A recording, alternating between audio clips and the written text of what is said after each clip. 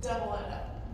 So the question here today I'm going to talk about is not just whether or not a facility is a street or road right now, but we've got a serious safety issue in terms of pedestrian fatalities.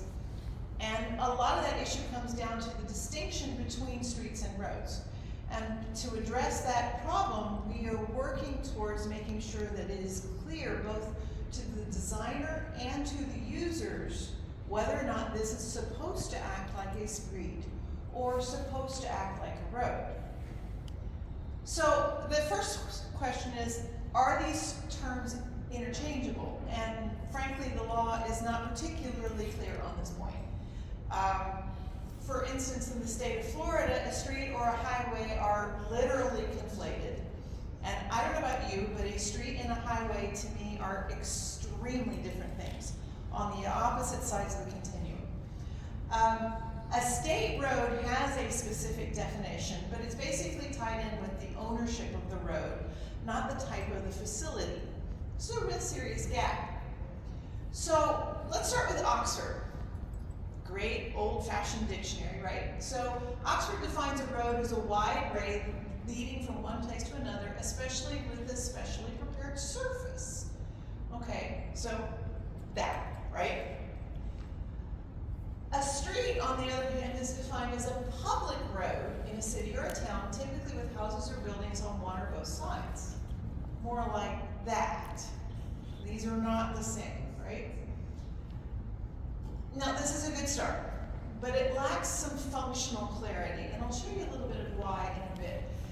We've been trying to crack this nut in 1,000 different ways, and one of the big concepts that has been used recently out of New Zealand is this idea of movement in place. So we have a scale along the bottom that talks about place, that runs from P1, which is a place. This is somewhere you want to be. This is probably a party place. To P5, which is a non-place. It's a middle of nowhere, nothing's going on here, right? And then movement from M1, which is very, very high speed, intense, like transit corridors, like, down to M5, which is very slow and not super active. And one of the terms that has just been coined over the last several years is this idea of a strode. And a strode is a hybrid between a street and a road that doesn't particularly work very well. It's the futon of roadway facilities. It doesn't do well as a road, it doesn't do well as a street. And the problem is that from a behavioral standpoint, driving is like a superpower. It gives us the ability to go faster than we could imagine. We can go farther than our bodies are normally capable of. And the risks and the environment has a lot more danger to it. That means that we need the reflexes of a cheetah, we need the eyes of a hawk, and the armoring of a beetle. Anybody got any of that? Yeah. So for the last century, we've been designing roadways using all of these tables and formulas and diagrams. And to handle the reflex problem, we made things very, very consistent. To handle the vision problem, we made things really large. And to handle the armoring, we've given ourselves some clear zones, and we're kind of working on the safe systems approach. We worked on the vehicle, but from the roadway design standpoint, we don't have an awful lot of tools on that score. And the question I have been toying with for the last 5 years is, are we extrapolating out of the range that makes sense to deal with this kind of behavior? So when you're dealing with a roadway, like Carlos was talking about, Dr. Castillo was talking about, when you're dealing with a roadway, then all of these things are very beneficial. When you're dealing with a street, it's a different matter. Streets run on social psychology. This means that they are a time-tested, very nuanced craft practice. We don't have an awful lot of data about what makes a good street. We can adjust that design with some physics, but it is really just an adjustment. It really isn't at the core of the way a street operates. And there's a lot of complaints about NACTO. NACTO is the National Association of City Transportation Officials. And they have several design guidelines that we use specifically for designing city streets. And the biggest complaint has been that there are a lot of pretty pictures.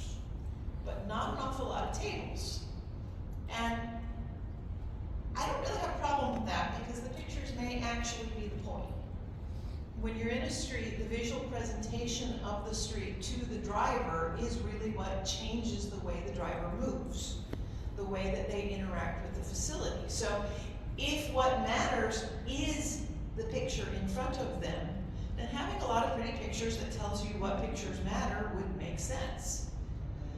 Now we know that urban environments get different behaviors, but we really don't have a good idea of why. And so I set out about 5 years ago to figure that out.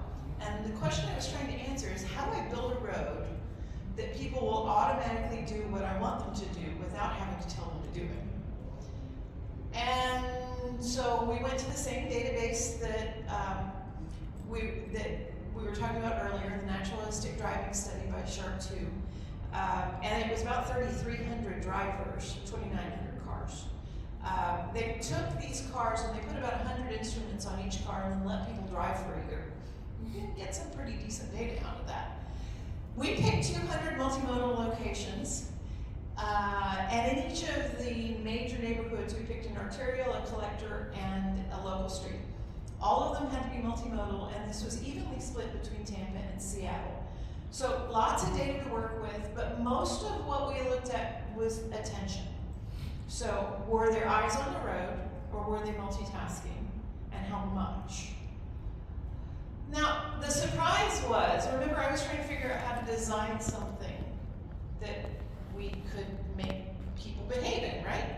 And the surprise was it wasn't about what we build, it was all about the people that are moving around in the space. That's not very helpful some days. Streets get better driver behavior because of the interaction with the people who are on the street. No street, no people, no behavior change. And that was very consistent throughout all of the research that we saw. We know the rules for physics. We teach that in undergrad, right? How many of you took a psychology class that would actually teach you something about designing a street? They did, you just didn't know what you were listening to. So we created a list of the 7 major psychological ideas that pertain to streets specifically. And that includes things like, when you're driving, you're thinking very automatically. Once you've learned to drive, you quit thinking about your driving. Nearly everything you do is very automatic. People, though, when you have people that you can interact with, they get neurological priority. And that's very subject to distance, because if you're trying to interact with someone and they're too far away, they don't matter to you anymore. At some point, you can't even see them. The other issue is that expectations drive the way that you behave. If you don't expect to see people, you don't act like you're going to see people, and you drive very differently. The other issue is that interruptions are needed. You can't just get people's attention once. You have to keep getting their attention over and over and over again. So that means that you need to keep your blocks very short. Your workload controls speed. You were talking about speed prediction formulas. Speed prediction formulas in highways are fairly simple. You've got super elevation, half dozen simple variables to deal with. Well, we found the psychological variables that impact driver behavior in an urban setting are completely different. And they're tied to the way that the driver sees the roadway. But there's another one that we really haven't explored nearly enough, and that has to do with transitions. And intersections tend to do a little bit of disorientation. That may be one of the reasons why we're struggling so much with them. Now, one of the wilder things that we've had happen, I'm going to give you the major takeaways because this was a 4-year study and it's 153 pages. We're not going to do all of them. So, the first takeaway was that if you're going too fast, you stop seeing pedestrians. And that happens a lot slower than I could have ever imagined. This was what kind of blew my mind. There was a study originally that talked about perceptual narrowing, that the faster you're going, the less you see, right? Well, not quite. Turns out the faster you're going, the narrower your vision gets. Doesn't matter how fast you're going, you're looking at a 60-foot wide piece of ground. As you go faster, you're looking farther ahead, and that takes up less of your vision, but you are still looking basically about 60 feet. Now, I want you to watch this. We took the shapes from that study and we put it on a real video, okay? And you see those red blobs going by? Those are people. Now, the scary thing about this video is that we recorded it and then we went back in the office and then went to tag all the people in the video. And it was 4 times that we watched this particular sequence before we found those people. I'm not going that fast. I'm going 35 miles an hour. And yet, even though I'm in a video, I can run it at any speed I want. It took me 4 times before we found the people on the side of that road. Pedestrian conspicuity in roadway environments is bad. And it starts around 22 miles an hour that it falls apart. So between about 25 miles an hour and about 45 miles an hour, your chances of seeing a pedestrian on the side of the road are about 50-50. Now below that it goes up, and above that you've got clear zones. They're weird, they pop out, so you see them again. But in that middle zone, you're only seeing people about half the time. The other issue is that this issue of whether or not the person got seen. So if a person doesn't get seen in the environment from the driver's perspective, they're not there. There is no impact on their behavior. So one of the strongest relationships we saw was this question of, at each site, how likely was it that a driver would actually see a person there?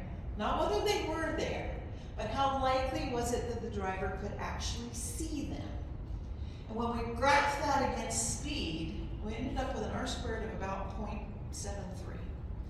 And in terms of driver behavior, that is off the charts.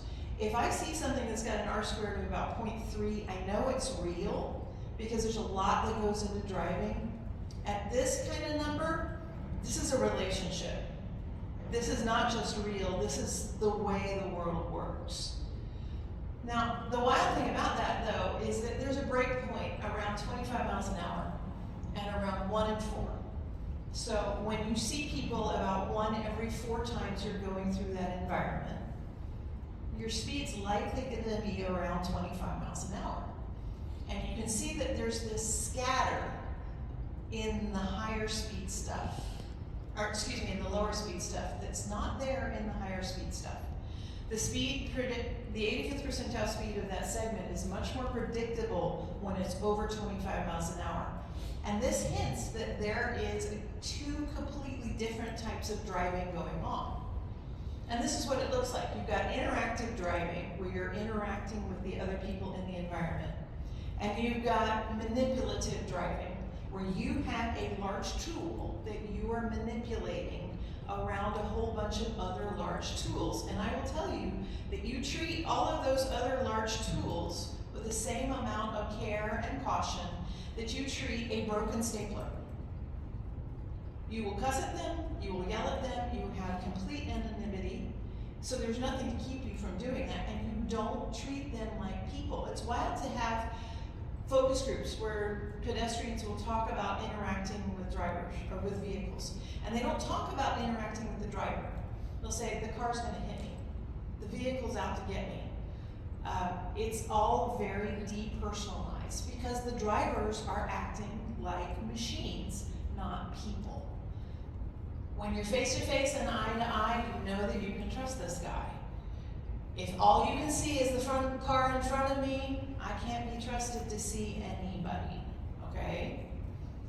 So we need a more functional definition of a street. We had this Oxford definition. It was a public road in a city or town that has buildings on one or both sides.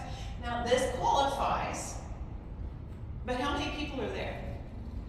Not very many. Is this gonna act like a street or a road? It's gonna act like a road. People are gonna drive on there completely blind to what's going on. This is a different way of looking at it. If you define a street as a transportation facility on which conflicts are negotiated eye to eye, you've got a pile of preconditions. If it's going to act that way, you're going to have several things in place. And these are the three major things that you have to have. You need to have people there. They need to be close enough to the vehicle that you can interact with them. And you need to give the driver frequent interruptions so that you're maintaining their attention. They need that novelty to stay engaged.